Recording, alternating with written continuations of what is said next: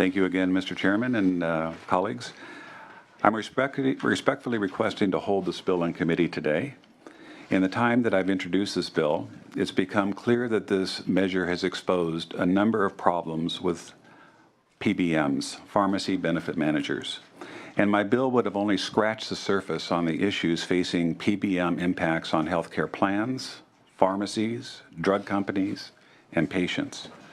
My bill would have challenged the way things are done by PBMs, and I've become convinced that they need further scrutiny to protect patients and ensure access to needed pharmaceuticals. PBMs are an unregulated industry, and there clearly needs to be more regulation and oversight in how they operate. This is exemplified by legislation passed in other states and legislation currently being considered in states around the nation. I would like to thank the chair and the committee staff for their help on this very important issue. And I'm hopeful this committee will convene a special oversight hearing to fully examine how we can better bring accountability to PBMs. Thank you, Mr. Chairman. Thank you, Senator Stone. And I know we've talked about this before, and when you raised the issue of this bill, it really came to light for me and kind of the research that I've done, and actually historically with legislation I had a couple of years ago where PBMs got involved in the legislation, and learning how they profit, how they are motivated, and they are a very strong component of the healthcare continuum today and the cost of healthcare. I would agree with you, and I think that we will schedule a hearing, an oversight hearing over the PBMs in California, the extent their operation, because there truly is no regulation today over them. There are no regulations at all, and I think that we need to have a grasp of an understanding and to make sure that the consumers are protected in California because of this. So thank you for the suggestion. I agree with you. And, thank you, sir.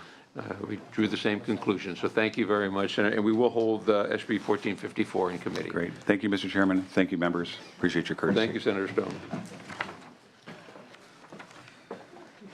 Moving back to Senator Wieckowski.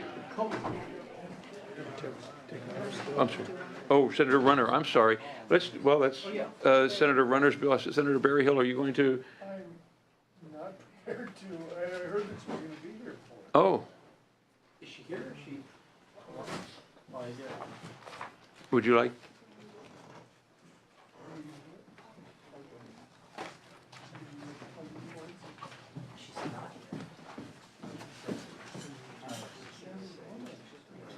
Not here. Put something together. Yeah, work with her. Yeah, this is not the same bill. This is completely different. No. It's a good.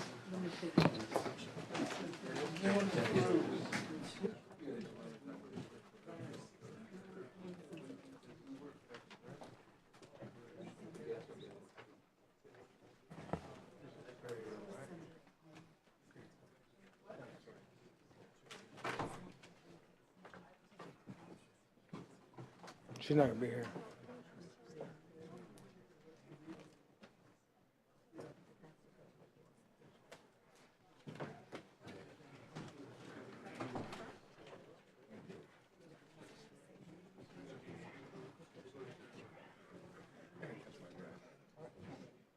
Senator Wieckowski, item number 5, SB 1101, please.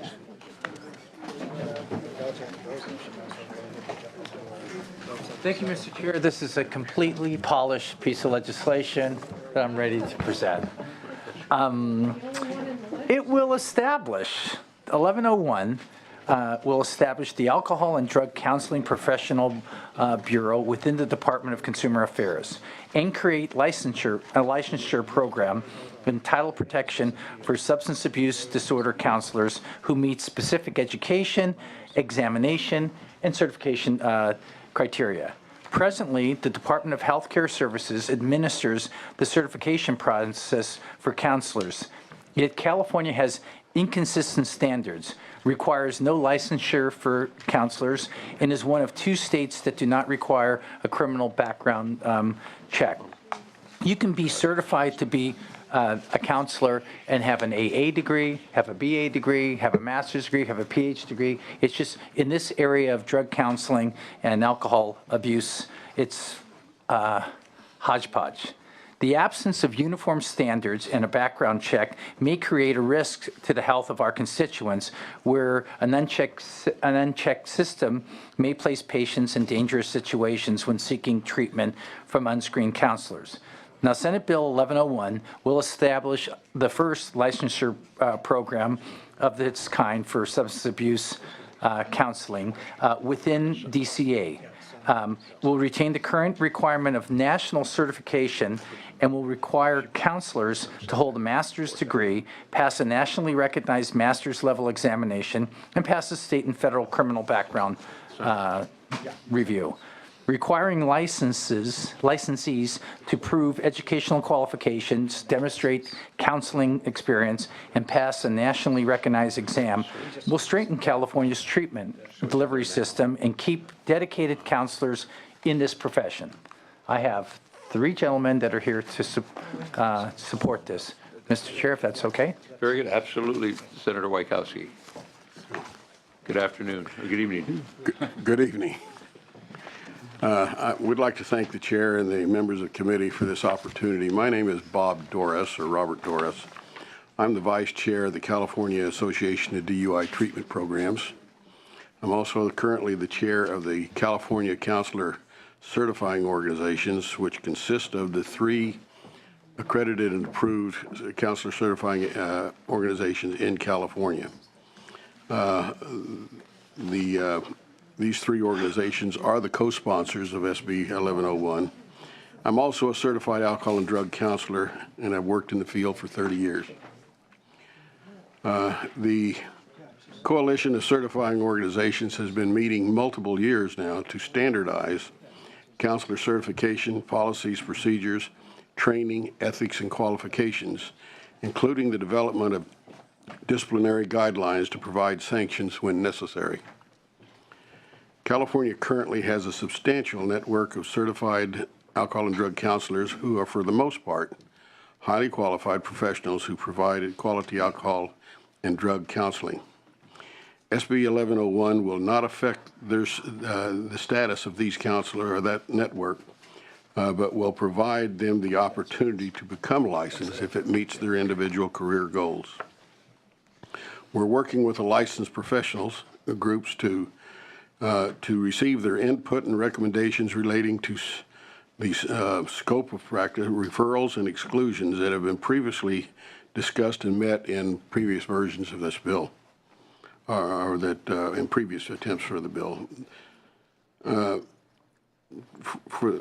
I'd like to state at this point that the time has come for California to join other states, many with similar requirements, in the licensing of alcohol and drug counselors, to establish additional professionalism in the field, and equally important, to enhance public safety by eliminating the harmful effect and exposure of unregulated counselors operating outside the regulated system who claim to be quality counselors but are not. Ultimately, the goal of this effort is to continually expand our capability to provide the individual and their families suffering from the ravages of alcoholism or drug abuse quality, caring, and comprehensive treatment, so that they have the opportunity to begin and maintain their recovery. Again, Mr. Chairman of the committee, the time has come for the licensure of alcohol counselors in the state of California. Thank you, sir. Thank you, Mr. Chair. Members, I'm Tom Renfrey, Deputy Director for the County Behavioral Health Directors Association. I would just say we support this bill for all the reasons that have been well articulated. Just to emphasize that this would not replace any of the current certified counselors who work in certified programs. It just provides a career ladder for those who do want to have more professional development. We need more professional counselors, a licensed category in this field. As you know, we have an opioid addiction crisis here, and we're expanding our drug Medi-Cal treatment programs. We really need to expand our workforce, and this bill will help us to get there. Thank you. Very good. Thank you very much. Mr. Chair, Next witness. members of the committee, Robert Harris on behalf of the California Society of Addiction Medicine, who are the physicians who deal with addictions. This is an important step forward that we've wanted for a long time, especially now in light of the feds are actually going to enforce the parity requirements on health plans.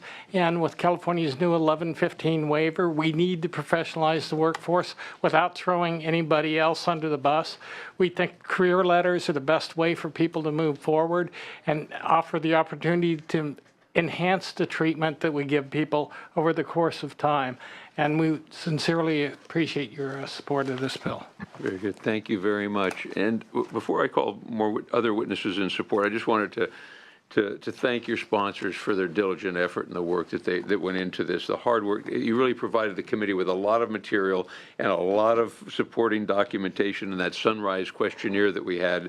But we unfortunately we didn't receive that and the questionnaire and the documentation until the analysis was already finalized. So we apologize for that not being in there, but it was very, very well done. So it certainly doesn't reflect on your efforts and to provide us the information necessary for this Sunrise review. So thank you for the hard work and the diligence in that. So other witnesses in support, please come forward. Thank you. Good evening, Mr. Chair, members of the committee. Paul Gonzalez, representing the California Association of DUI Treatment Programs, would like to thank the author for his leadership on this issue. We'd also, too, like to thank you, Mr. Chairman, and your committee staff for all your hard work and respectfully ask for your support. Thank you, Mr. Gonzalez. Honorable Chairman, members, Sherry Daly with the California Consortium of Addiction Programs and Professionals, representing programs and professionals from throughout California. We urge an aye vote on this very important measure today. Very good. Thank you. Others in support? Seeing no one, is there anyone here in opposition? Good evening, please. Make yourself comfortable.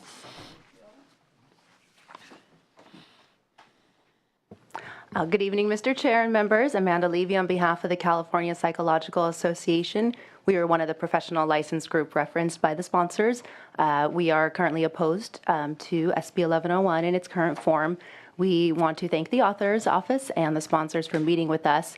The move from Department of Public Health or Department of Healthcare Services to Department of Consumer Affairs was a good step in the right direction. However, at this time, we still have concerns with other aspects of the bill, including education requirements. We want to see referral language, referral to a mental health practitioner, since we know 50% plus of these clients will have a co-occurring disorder. In previous iterations of the bill was much stronger than what we see now. And we are also working on grandparenting provisions. And most importantly, we want to make it explicit. In previous versions, we had very explicit language that current licensed professionals will continue to do the work that they are doing now, that there will be no additional license required. We don't want to displace people, not certified, but licensed professionals who specialize in this area to be displaced and have to get another license. We will continue to work with the author and continue to remain opposed at this point. Very good. Thank you very much. Others in opposition? Seeing no one, bringing it back to the committee. Yes, Senator Galgiani. Yes, I have a question. I spoke with someone earlier about the bill, and I know that you're working on the grandfathering provisions. What I would be concerned about is, okay, so you grandfather in some of these professionals that don't have a master's degree. 10, 20 years from now, does it mean that in this profession, everybody will have to have a master's degree, or they can't provide these counseling substance abuse? Hi. Actually, it works as a career ladder, so the certification functions that are currently under the Department of Healthcare Services would remain intact. We value tremendously people who come from our profession from recovery. Some are a second career. We would never entertain legislation that didn't value them, so they would still be allowed to continue in license or not license. In fact, the bill has a clause in it that details that counties and governments are not required to ask for a license. The career ladder is proposed by SAMHSA several years ago and is used in many states. It's designed around the concept of people being able to work at the profession, improve their skills and knowledge, and either stay certified. And certification is similar to some states' licensure here in California. So there's not a bifurcation. There's just an ability to participate more with the Affordable Care Act, where you have that drop-down menu For most private insurers where you choose a mental health professional, you won't find addiction counselor there. So even if a consumer has identified a problem, they can't choose from that in their menu of services. So it expands counselors' abilities rather than confining them. Okay. Regrettably, there's a great need for counselors in this area of our life. So again, we're looking at that, the licensure to help out with the Affordable Care Act, but also the 12,000 hours, which is like 6 years, for people who've been doing this for a long time that don't want to go back to graduate school, but can pass the exam.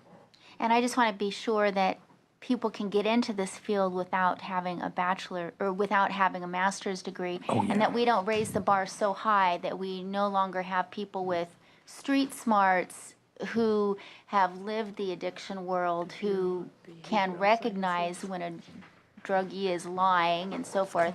I think it's critically important to have those street smart individuals practicing and providing counseling too. If I could say thank you very much. You're singing my song and reading out of my hymn book.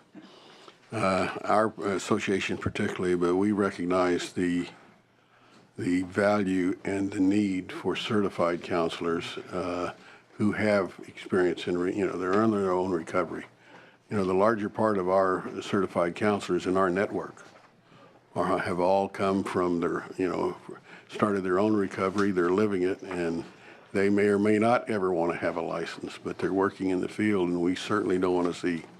That's one of the reasons why we put language in there to prevent somebody from interpreting down the road that all of a sudden they have to have a license, because it's probably the bulk of the counseling in California right now is going to be done by certified counselors as this rolls out.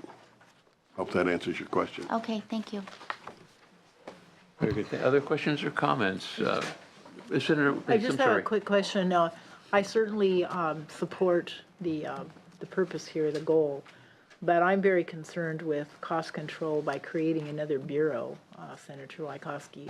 Having sat through a number of the sunset reviews and the costs that escalate in every one of them, is there another way through perhaps the Board of Behavioral Sciences or another way to affect the licensing? So we're not creating another whole bureau and expanding government, and pretty soon more of the money is going to that than what we really need in the program development. If I can figure out a way to do it within DCA, that would be our commitment. This bill got amended when it was in health to move it from, we were going to do the licensure with DHS, and then we Yeah. moved it over here, so we're sort of moving quickly. But it's not the idea to bloat government, like it's not our idea, to eliminate people that haven't, we want to create more opportunities here. And put them with Breeze again so that they see Right. a vertical increase in their. Just to reassure you, the way that the bill is constructed in the career ladder approach, it basically takes the top level of certification, so it's very streamlined. So when DCA gets it, it's not a typical board where you're starting from scratch and evaluating every component that the applicant would have. You're building on where they were certified. They're required to be advanced certified before they even can sit for licensure exam and apply for the license. So we're trying to keep it as streamlined and cost efficient as possible. Well, I would support it today, Senator, on the basis I think it's the direction we need to go in, especially with the issues we're having in sober living homes and the whole treatment out in our communities. But without being able to address that, I'm not sure I can hang with you all the way to the floor on that. So just a note, thank you. Very good. Thank you. Yes, Senator I Jackson. apologize, I wasn't, had to step up. Never need to apologize. Did you, Senator Wieckowski, address some of the concerns that were expressed on pages 8 and 9 of the analysis? So The policy points the that were policy outlined points, there? yeah. I mean, I think this is I think this is very important. We recognizing the extent of drug and alcohol abuse, recognizing as we try to reform the criminal justice system and deal with people whose major problems are their addictions and the need to remove them from an incarceration situation and into a treatment situation. I mean, I think we're headed in the right direction here, but I did share some of those No, concerns. and I think that those are absolutely correct, and those are concerns certainly of the committee. And what I was going to ask Senator Wieckowski is that as the bill moves, that you would look at those policy questions and issues that are raised and try to address them as best as possible. Yeah, I will commit to working on language to tighten that up. I don't want to pop people out. You know, I recognize that there are a lot of people that have a criminal record that come in that do or have been doing fine work, and as need be, whatever we have to do to tighten that. The same thing with the scope of practice and the referrals that was brought up is that I'm looking at some of the work that Senator DeSagne did and his previous bill 3 years ago and saying, okay, where's the compromises? Where are the elements that we can build on? So. Well, I know a fellow who's one of the best alcohol and drug and gang counselors I know as a young man who's done significant time in prison. But boy, is he good with others who he doesn't want to see go there. And I think, again, we want good people. We don't want hacks. We don't want people to be relying on treatment that is not going to be helpful because the people doing the treatment are not qualified to do it. So as long as, and I have confidence that you'll find that balance, but I do think it's really, you're moving in the right direction. There are some challenges that need to be addressed. Yes, Senator Galgiani pointed out that there are some of these people that they've been down that dark road, and they know when to call somebody out or call somebody out when they're lying. Thank you, Senator Jackson. Yes, Senator Berryhill. Yeah, I don't want to be the naysayer here because I think this is a very well-meaning bill, but it's got quite a history. And let me just go over it very quickly. 2007, a bill like this died on the Assembly Appropriations. 2008 was vetoed. 2009 was died on Appropriations. 2010 held in Assembly Rules. 2012 was held in the Assembly, and as recent as 2013 was held on suspense. What makes this one any different is question number one.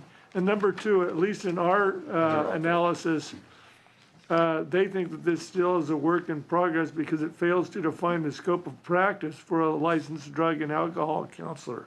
So if you could answer those couple of questions, I'd appreciate it. I'll hold off on the scope of practice because I'll have, and with the greatest respect for Senators Vasconcellos, DeSagne, and Assemblymember Longville. We have a better author today. This is a problem that's not going away. And because of the Affordable Care Act that has triggered the opportunity for people to sign up for licensed counselor, then we at least want to have the folks in California have that opportunity. So that at the 3,000 foot level, we want to have that opportunity, and we know that other states create these licenses. As far as the certification goes, that continues. That we're not going to try to rock that boat. As far as scope of practice. Sure. We had a scope of practice in previous bills, and actually, if you look back at those iterations, it has not changed. So there is general agreement on that. Our attempt with the senator this time was to try and streamline the bill somewhat, modeled after the genetic counselor legislation at DPH, which was where we first placed the legislation. And that was more or less, if you were nationally certified, the Department of Public Health would then basically sanction your certification as a license. Since then, we've gotten a lot of support for moving ahead with a more comprehensive version of the bill. So that scope of practice can be placed back in the bill. The exclusion, if we didn't put an exclusion because as a title only, we didn't need to exclude people from being caught up into the statute. We can put that back in as well. And the referral language we're working on with the other licensed professionals in that the world has changed a lot since our last iteration. The integration of mental health and alcohol drug has created a more interactive work environment where the need to refer every patient to a mental health professional isn't warranted. We also have the benefit of 32 other states now that have done this, so we have a lot to garner from what they've done and how they've modeled their legislation and what's happened in those states. Good, thank you. And I feel lucky. And you feel.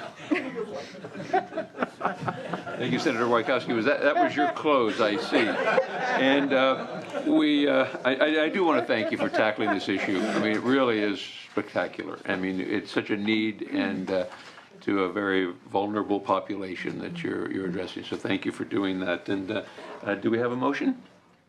Senator Jackson, thank you. We have a motion. Please call the roll. Motion is due pass to Senate Appropriations. Hill. Aye. Hill, aye. Bates. Aye. Bates, aye. Berryhill. Locke. Galgiani. Aye. Galgiani, aye. Hernandez. Jackson. Aye. Jackson, aye. Mendoza. Wieckowski. Aye. Wieckowski, aye. Very good. Thank you, Senator Wieckowski. What was the vote? Berryhill didn't vote on it. 5-0. We'll leave the roll open for absent members. Get it out, but- And now, Senator Galgiani, thank you. You'll do you'll present SB 1228 for Senator Runner, and then we will ask you to present SB 1177, your bill with that, please. Thank you. 5-0. Thank you, Mr. Chair and members. This bill is on reconsideration. It authorizes a state agency to grant a small business relief from a final order of a state agency based on mitigating factors. Senator Runner has agreed to remove the more troubling provisions related to judicial review and the role of the courts in decreasing administrative fines. So this bill, as it will be amended now, simply provides state agencies with the discretion to assess the small business before moving forward with blanket fines. We are looking to allow for flexibility when dealing with small businesses who exist in a very challenging regulatory environment. Small businesses argue that California law does not allow much discretion currently when it comes to levying fines against small businesses, and this bill simply creates this flexibility with state agencies. I respectfully ask for your aye vote. Witnesses in support? I'm representing Senator Runner and actually to respond to any questions if there are any. Thank you, Chair and members. Ken DeVore, the National Federation of Independent Business, and I spoke last week on this and gave some examples. This is desperately needed by small businesses who don't have the resources, and regulations disproportionately impact them much harder than large businesses. They're oftentimes their own compliance officer and their own bookkeeper, accountant, and legal advisor. So this is we just ask for your support on this. Thank you. Any additional witnesses in support? Any witnesses in opposition? Questions of the committee? Comments? Yeah, Senator Berryhill? yeah, I just want to make a comment that I think this was a tremendous bill last week, and I think it's even a better bill this week. I would like to be, not only support and move the bill at the proper time, but I'd like to have myself as a co-author also. Now you've made me nervous.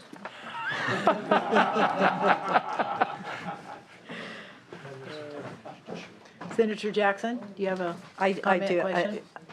I appreciate that there have been amendments taken. I'm not, though, totally clear what we've moved away from mandates to encouraging or urging state agencies to help small businesses mitigate. I'm a little unclear as to what that means. I can answer that. Originally, the bill authorized a court to grant the relief, and now it's authorizing the agency, a state agency, to grant the relief. Based upon? A number of factors, and I'll let you continue to. Yeah. But there's no harm, there's no actual harm, there's no criminal wrongdoing, there's no previous violation for exactly the same thing. There's a list of things that on page.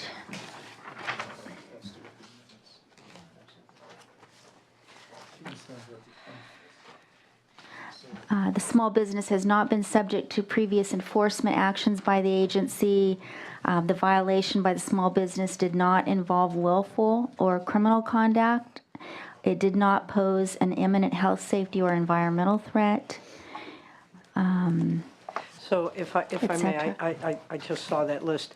Are these violations of any particular area of the law that we're looking at? Or, for example, like how does this apply to ADA violations or? ADA would not be covered in that they're generally brought as independent lawsuits as opposed to an agency action. The genesis of this is it's based upon federal law, the Small Business Regulatory Fairness Act, and the elements within the bill all come from the federal law, wherein every federal agency was required to consider how it could both assist a small business in compliance and how it could assist it during the regulatory process. And that in some cases, they could grant reduction of penalties based upon the history of the business, how sophisticated the business is, factors of that type. So every federal agency has in place a scheme similar to this, okay? So this bill will require all state agencies to both look at how to enforce and then how to mitigate the impacts of their enforcement? No, it's to consider the nature of the business. Is it a business that has been involved in past violations? Is it a small business with only 2 or 3 employees? Would the regulation do irreparable harm to the business, total enforcement? So they can consider a multiplicity of factors. And it is, again, based upon what the feds have done. And each of the federal agencies have a systemic approach to dealing with, not every business is fungible. Not everyone has acted willfully. Not everyone has a track record of violations. So how does it come to the attention of the agency? In their enforcement procedures, and then when they're considering whether or not to find somebody in violation, they have to look at all these mitigating factors? If it's a small business and there are circumstances which tend to mitigate, they may consider those. As they're looking into some kind of enforcement action for the violation? Correct.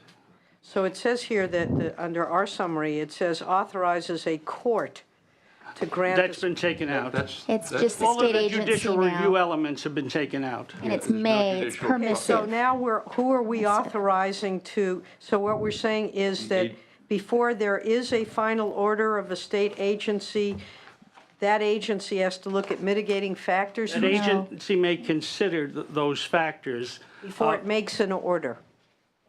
Yes. Agencies have said Before it in assesses a penalty. in the past that even if they're sympathetic to the plight of the small business, they're often operating under a statute that has a formula, and that they have no discretion to act outside of that formula. This is may, it authorizes rather than requires. So can you give me an example of when this would come into play? Because I'm having a little trouble with. Sure, Senator. I gave a couple examples last week. I know you couldn't be in the committee at that moment. One of the examples I gave, a worm farmer in Southern California raises night crawlers, I know, stuff from movies, and collects their castings, sells it as a fertilizer for plants, and because it boosts a plant's natural immunity to pests, he got a $100,000 fine from the Department of Pesticide Regulation for selling an unlicensed pesticide in California. And he went to court on this, and he exhausted all the administrative procedures. And the judge just ruled that, well, I have to uphold the law as it's written, and they have this authority, but the agency said, well, we don't really have the discretion to reduce that. So this is really, the purpose of this bill is not to stop bad actors, not to stop egregious people who are flagrantly violating rules, but to take into consideration, allow agencies the discretion to take into consideration that if a small business with 10 employees did something, they don't see, regulations are in place to, we want businesses to follow regulations and to, the guidance, not to put them out of business and eliminate jobs. And this, by giving an agency a discretion to not have a one-size-fits-all approach, this would allow them to appropriately punish bad actors, but also not put businesses out of business that. So it's just, I think I understand it better now. So you're actually putting the authority in the agency. Exactly. As it reviews potential violations to determine whether or not those violations should be punished according to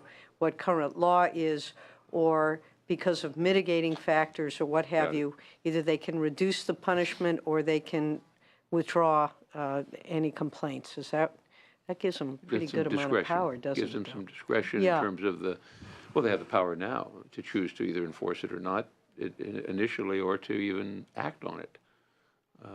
So it really, hard the to main believe thing that if- we, yeah. in working with Senator Runner, we were able to really take, which was the problem part, is that it had so much assistance of the courts involved in the previous part of the bill. Now this goes to the agencies that are involved in the regulatory aspect and gives them the little discretion in how they would handle it, which would, I think, in the long run, will, as an opportunity to help small businesses, which we know is challenging in the state, which is very important. I'm curious, are there any of the state agencies that you've been working with on this, and are they here?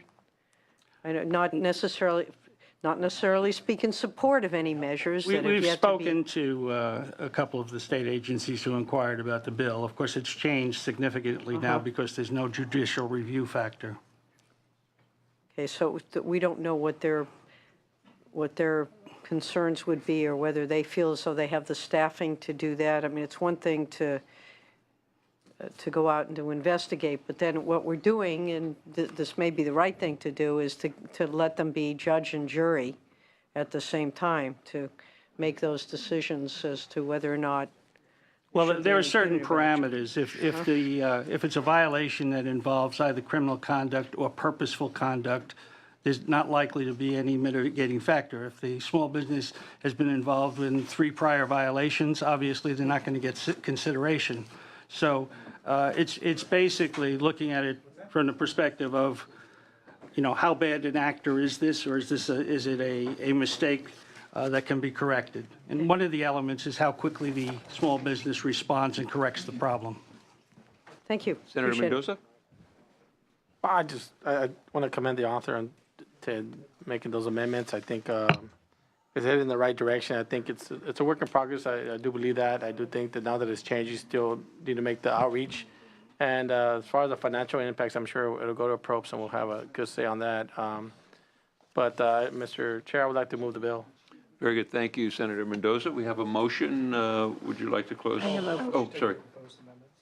You need to take the amendment. Yes. Proposed amendments. Very Yes. good. And did we do, this is support? Did we have it? Yes, I'm sorry, Senator Bates. Yes, I'd just like to be added as a co-author, but I'd like to make the point that I believe moving in this direction has been an initiative of the administration in Washington, because part of the president's speech, the state of the nation, was about helping small business and expediting these kinds of things so that they're not hung up and can't conduct their daily business. So I think it's a very important bill, and it certainly responds to that initiative for our nation. So I'm very supportive, and I'd like to be a co-author. Very good. Thank you. Will be done. And you have taken the amendments, and you have closed Senator Galgiani for Senator Runner. We do have a motion from Senator Mendoza. And please call the roll. Motion is due pass the Senate Judiciary. Hill? Aye. Hill, aye. Bates? Aye. Bates, aye. Berryhill? Berryhill, aye. Block? Aye. Block, aye. Galgiani? Aye. Galgiani, aye. Hernandez? Hernandez, aye. Jackson? Jackson, aye. Mendoza? Mendoza, aye. Wachowski?